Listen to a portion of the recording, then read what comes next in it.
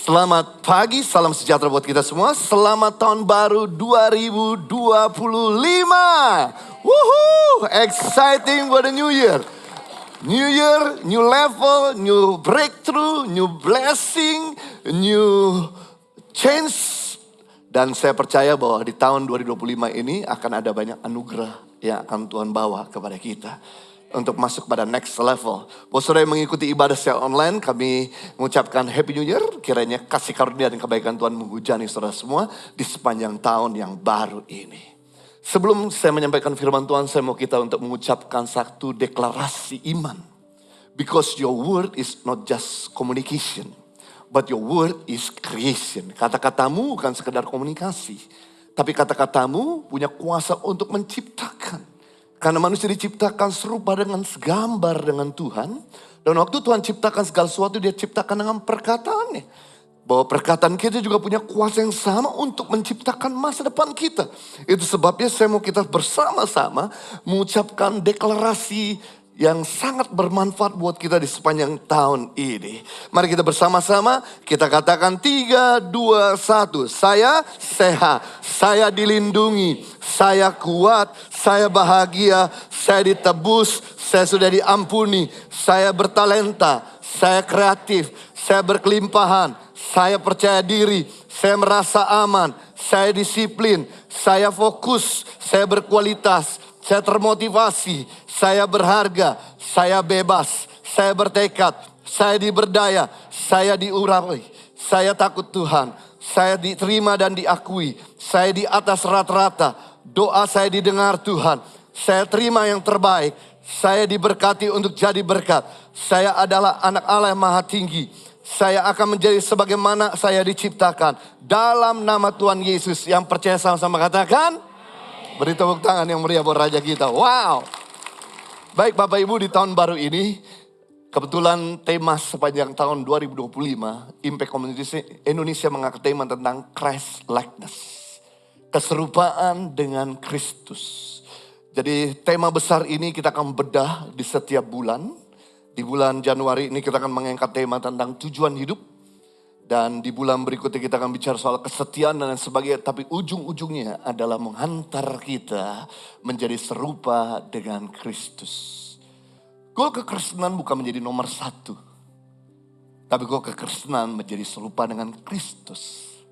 Semua ambisi kita, kalau kita tidak menjadi seperti Kristus, maka menjadi sia-sia. Karena memang manusia tujuan diciptakan untuk menjadi serupa dan segambar dengan Tuhan. Nah, semua itu gak bisa terjadi kalau Anda tidak tunduk kepada Tuhan. Kalau saudara senang dengan sebuah judul khotbah, saya mau sampaikan dengan tema taat atau tunduk pada rencana Allah. Seringkali rencana Tuhan dengan rencana kita sangat berbeda. Seringkali jalan Tuhan dengan jalan kita sangat berbeda. Saya tahu bahwa jalan saudara baik, tapi ketahuilah bahwa jalan Tuhanlah yang terbaik. Saya tahu rencana saudara very good. Tapi rencana Tuhan yang lebih terbaik. Saya tahu bahwa keputusan saudara baik. Tapi keputusan Tuhanlah, kehendak Tuhanlah yang terbaik. Kalau kita tahu bahwa jalan, rencana, dan kehendak Tuhan yang terbaik. Kenapa kita selalu memaksakan kehendak dan rencana kita? No wonder. Karena seringkali saudara memaksakan kehendak dan rencanamu, saudara menyesal di kemudian hari.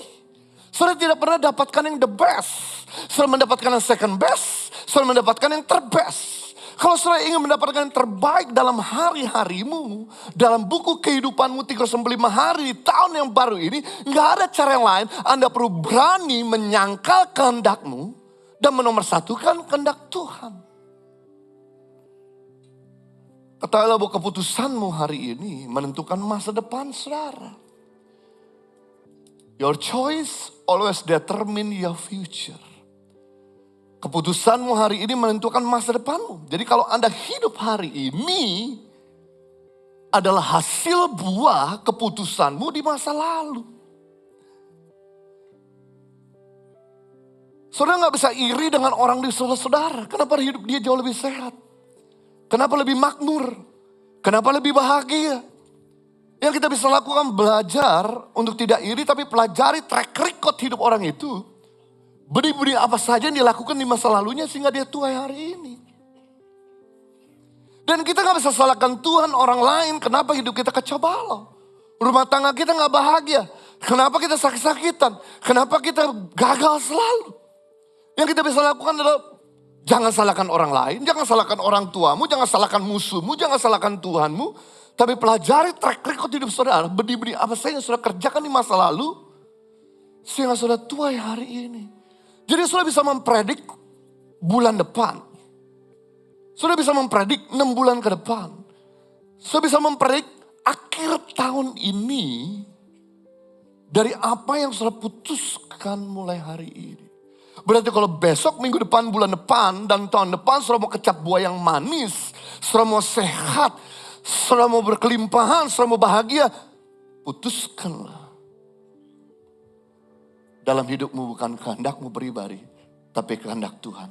Karena kehendak Tuhan tidak pernah memberikan rancangan yang buruk dalam hidup kita.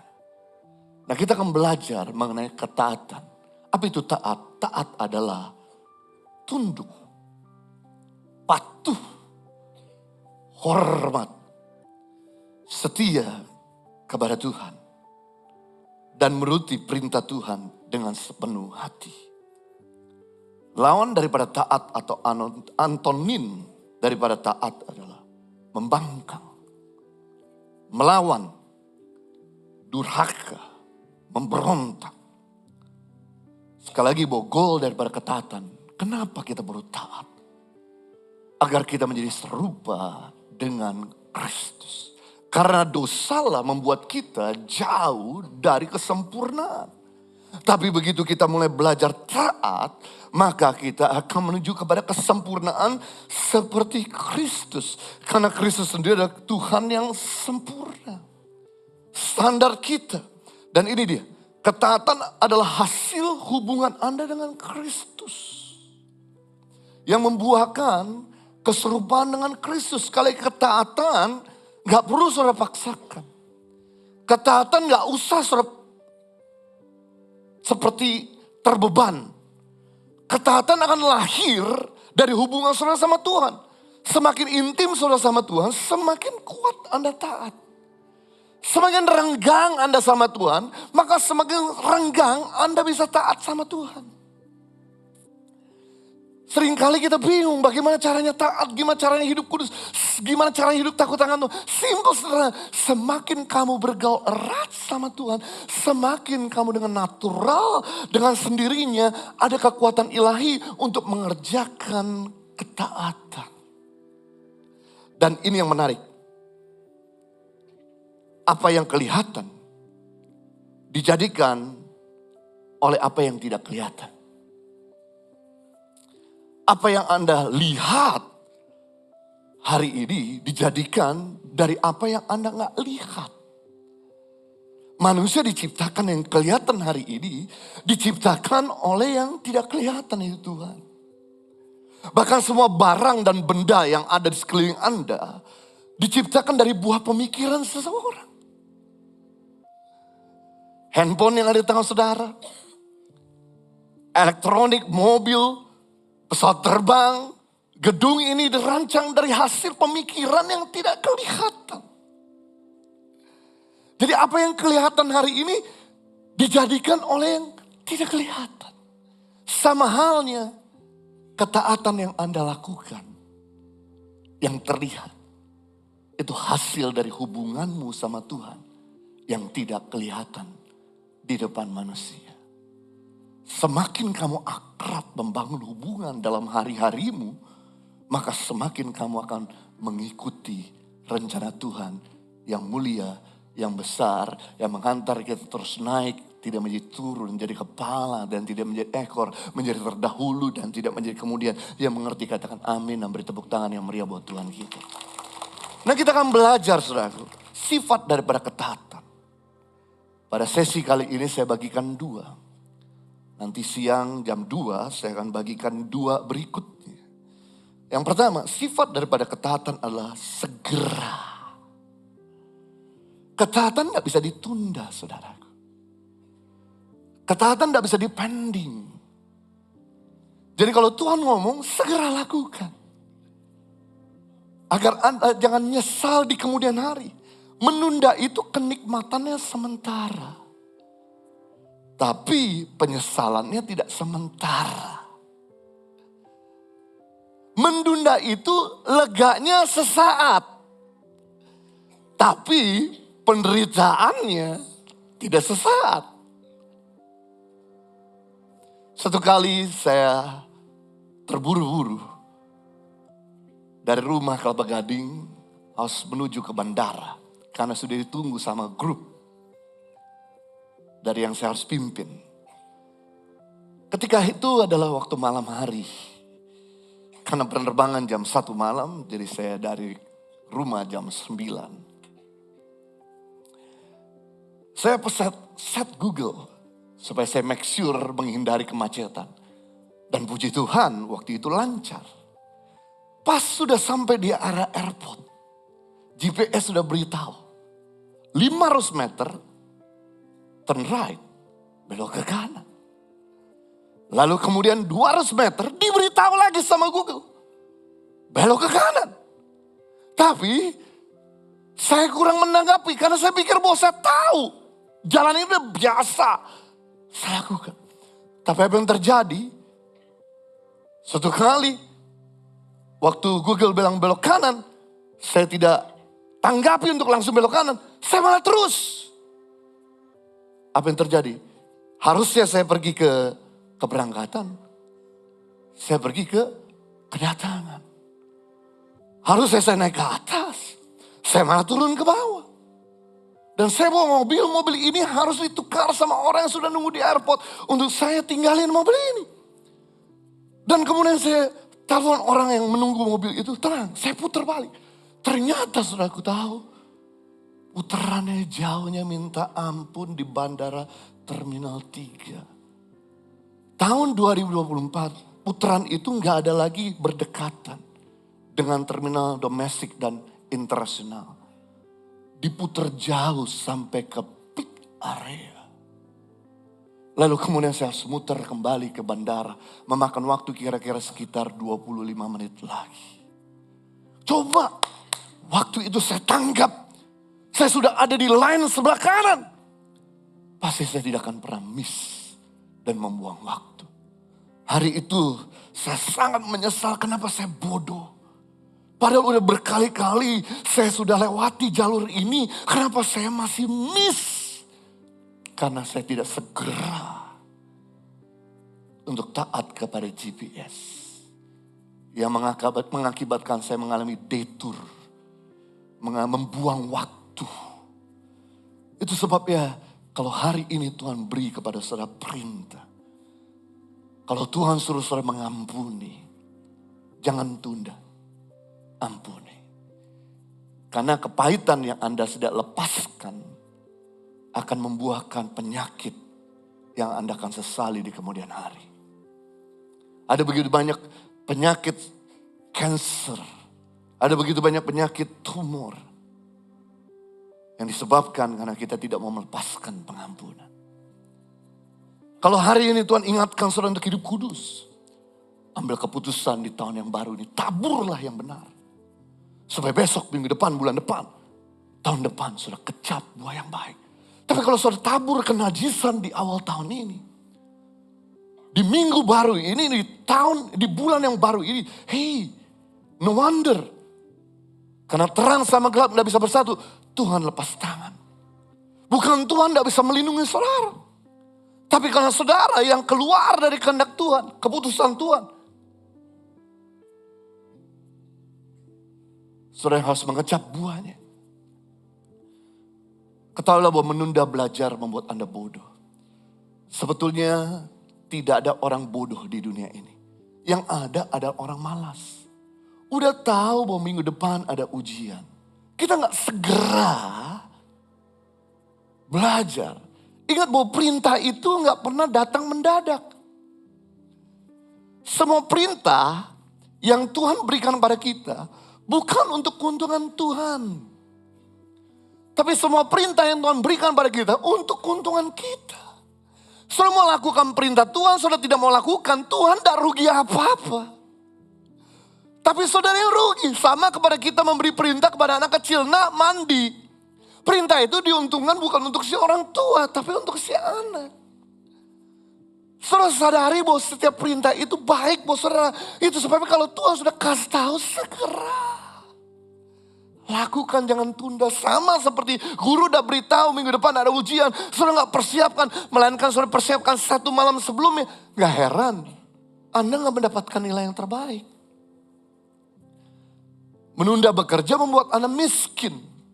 Sebetulnya gak ada orang miskin di dunia ini. Yang ada adalah orang malas. Orang malas pangkal miskin, orang rajin pangkal kaya. Orang malas jatuh miskin, pasti miskin.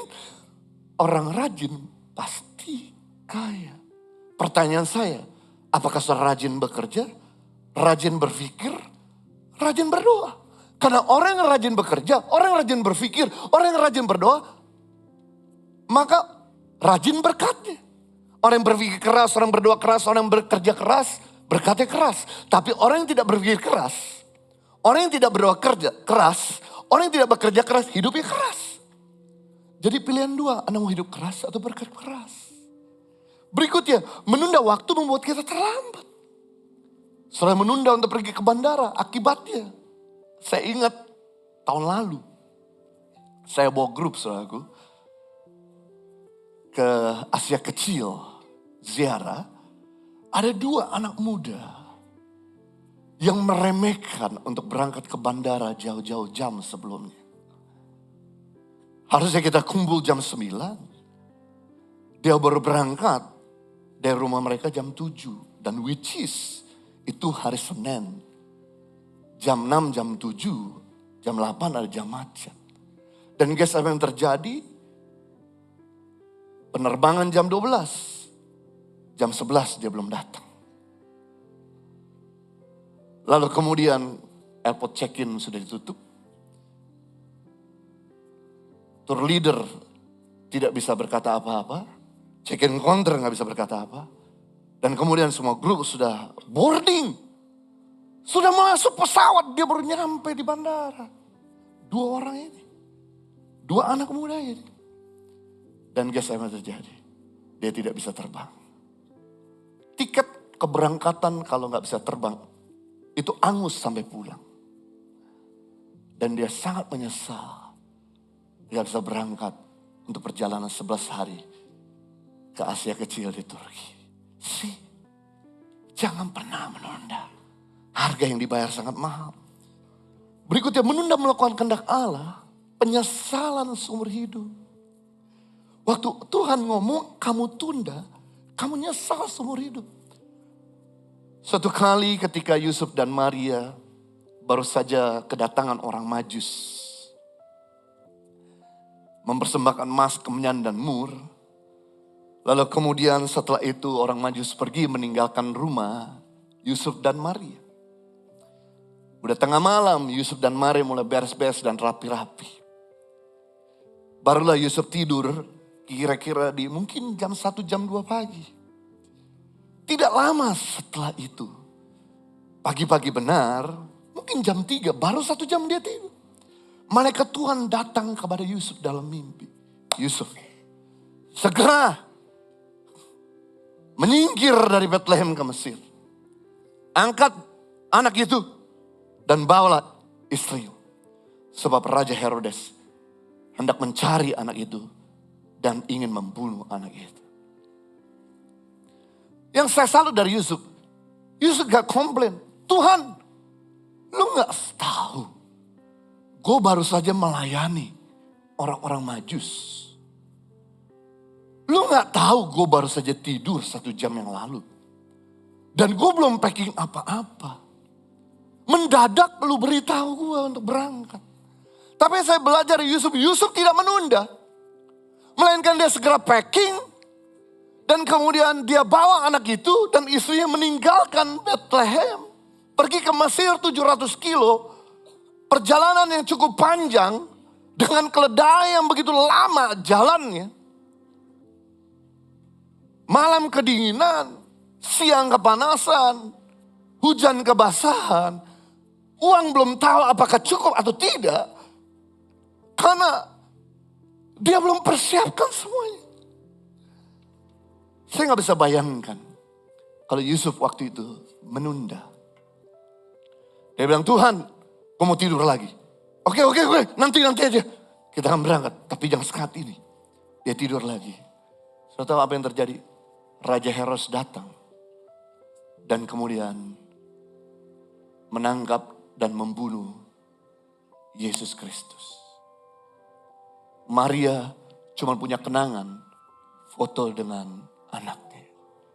Yusuf cuma punya kenangan foto dengan anaknya. Dan dia tidak memiliki anak itu selama-lamanya.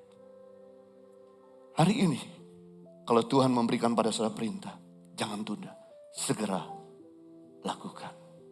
Yang kedua, sifat daripada ketaatan. Ketaatan harus tuntas. Yang pertama, taat harus segera. Yang kedua, taat itu harus tuntas. Kalau Tuhan beri perintah kepada saudara 10 langkah, selesaikan sampai 10. Jangan udah 5 langkah, saudara berhenti. Karena separuh ketaatan sama dengan tidak taat sama sekali. Jangan seperti mental Saul. Saul adalah seorang raja yang punya ketaatan separuh-paruh. Ketaatan separuh itu biasa sungkan sama manusia. Ketaatan separuh itu biasanya untuk menyenangkan pribadinya. Saya teringat sekali saudaraku, waktu Tuhan memerintahkan kepada Raja Saul, raja pertama bangsa Israel, Saul, lewat Nabi Samuel, kalahkan bangsa Amalek. Karena bangsa Amalek ini adalah bangsa yang pertama kali menghalangi orang Israel untuk masuk tanah perjanjian. Jadi musuh pertama waktu bangsa Israel belum punya pengalaman bertempur, belum punya pengalaman berperang, dicegah, dihadang sama bangsa Amalek. Itu sebabnya saya mau tumpas habis ini bangsa. Jangan sampai mereka hidup semua tumpas dari mulai raja sampai rakyat jelata. Dari mulai binatang yang lembut, tambun-tambun yang besar-besar sampai binatang yang kurus-kurus. Jangan satu pun dibiarkan hidup. Saul berkata, yes, saya tumpas habis. Tuhan memberikan kemenangan kepada Saul untuk mengalahkan Amalek. Kalau yang lalu gak bisa dikalahkan sama bangsa Israel. Karena bangsa Israel belum punya pengalaman bertempur, baru saja keluar dari perbudakan. Bangsa Israel sudah punya pengalaman bertempur. Sudah masuk tanah perjanjian. Jadi bagi Saul disertai Tuhan, kalahkan Amalek mudah. Tapi apa yang terjadi? Saul cuma membunuh rakyat-rakyat jelata. Dia membiarkan Raja Agag tetap hidup. Saul menumpas binatang-binatang kecil, tapi membiarkan binatang-binatang besar. Ketaatan yang separuh, ketaatan yang tidak tuntas. Apa yang terjadi saudaraku? Saul bawa pulang ini Raja Agag. Lembu-lembu tambun dipikir untuk mempersembahkan kepada Tuhan. Langsung Tuhan berkata kepada Samuel. Dan Tuhan sangat menyesal menjadikan Saul raja. Dan Tuhan berkata kepada Samuel, katakan kepada Saul, aku menyesal menjadikan kau raja. Dan mulai saat ini kedudukan rajamu akan digantikan oleh orang lain. Gara-gara Saul mentoleransikan Raja Agag untuk hidup, tidak ditumpas. Beberapa tahun kemudian, pada zaman Esther, muncul cucu Agag bernama Haman bin Agag. Ketika Haman bin Agag ini mengetahui bahwa Mordekai, orang yang dia benci itu adalah orang Yahudi, dia berkata begitu, merupakan penghinaan kalau aku bunuh Mordekai. Karena mereka pernah membunuh rakyatku di masa yang lalu. Aku akan balas dendam untuk bantai seluruh orang Yahudi dari muka bumi. Why? What you tolerate will dominate you. Apa yang Anda toleransikan akan menjajah Anda. Jangan pernah Anda toleransi. Waktu kamu toleransi, kamu akan kehilangan momentum. Saya beritahu, waktu Anda toleransikan rokok, rokok akan mulai menjajah Anda. Waktu Anda mulai toleransikan film porno mulai menguasai Anda. Waktu Anda mulai mentoleransikan ngomong kotor mulai menjajah Anda. Tidak ada di planet ini lahir suka merokok. Coba cek di rumah sakit bersalin manapun. Anda periksa setiap ibu-ibu yang ngelahirin anak di rumah sakit. Cepat. Pernahkah sudah lihat ada baby yang berkata, Mama, can I have smoking please? Tidak ada seseorang di planet ini yang lahir suka nonton film porno. Lalu kenapa orang terikat dengan film porno? Karena mulai mentoleransikan gambar-gambar cabul dari terikat. Baru minggu lalu ada seseorang menghubungi saya. Pastor Jojo, saya butuh konseling. Dan kemudian dia ketemu sama saya jauh-jauh dari Bandung ke Jakarta untuk ketemu. Pastor, saya sudah pisah sama istri. Saya bilang, kenapa? Bukankah waktu itu saya lihat kamu akrab sekali? Gara-gara saya suka nonton film porno. Dan itu bertahun-tahun. Dosisnya meningkat. Dan kemudian ketika rumah saya sedang direnovasi, saya pindah ke rumah mertua saya. Di mana ada adik istri saya. Saya taruh kamera untuk memantau dia di beberapa tempat. Dan itu terbongkar sama keluarga istri saya. Saya malu minta ampun. Saya diusir dari keluarga istri saya. Semua itu kesalahan saya. Saya gak tahu, gara-gara saya suka nonton film porno. Saya jadi susah tidur. Saya tidur 2 hari sekali. Kalau gak minum obat saya gak tidur. Saya menyesal tapi gak bisa-bisa. Please pastor doakan. Saya bilang, oke, mengaku adalah awal pada pemulihan. Tapi setelah ini, kamu harus benar-benar uninstall semua media sosial kamu. Dan kamu harus di-mentor sama orang yang akan dampingi kamu. Dan kamu jangan pernah sedikit-sedikit toleransi sekali untuk mendekat. Kalau kamu tahu bahwa area itu berbahaya, kau lebih baik menjauh. Saudara, waktu kamu mendekat kepada kutub utara, Anda akan ketemu dengan beruang salju. Waktu Anda mendekat kepada kutub selatan, Anda akan ketemu penguin. Anda gak akan pernah ketemu beruang salju di kutub selatan. Anda gak akan pernah ketemu penguin di kutub utara. Jadi semakin Anda ke kutub utara, semakin kamu akan ketemu beruang salju. Kamu tidak akan pernah ketemu penguin. Semakin kamu ke kutub selatan, kamu akan ketemu penguin. Dan tidak pernah kamu ketemu beruang salju. Sama hal, semakin kamu ke kutub Tuhan, semakin kamu tidak pernah dengar lagi suara percabulan. Tapi semakin kamu jauh dari Tuhan, maka suara percabulan semakin kuat. No wonder kalau kamu jatuh berkali-kali. Kenapa? Karena kamu menjauh dari kutub Tuhan. Putuskan untuk menjauh dari kutub kenajisan. Dan dekat sama kutub Tuhan. Maka kamu akan hidup dalam kekudusan. Hari ini kita belajar bahwa apapun yang saudara tidak pernah hargai, saudara akan kehilangan. Saudara akan kehilangan apa saja yang saudara tidak pernah hargai. Sekali lagi saya ulangi, saudara akan kehilangan apa saja yang saudara tidak pernah hargai. Kalau Anda gak pernah menghargai barang yang ada di tangan saudara, Anda akan kehilangan barang saudara. Kalau saudara tidak pernah menghargai pasangan hidupmu, saudara akan kehilangan pasangan hidupmu. Kalau Anda tidak pernah menghargai masa depanmu, saudara akan kehilangan masa depanmu. Kalau Anda tidak pernah menghargai hartamu, kamu akan kehilangan hartamu. Jadi, waktu kamu tidak menghargai kesehatanmu, kamu akan kehilangan kesehatan. Sorry, buat orang-orang yang suka makan.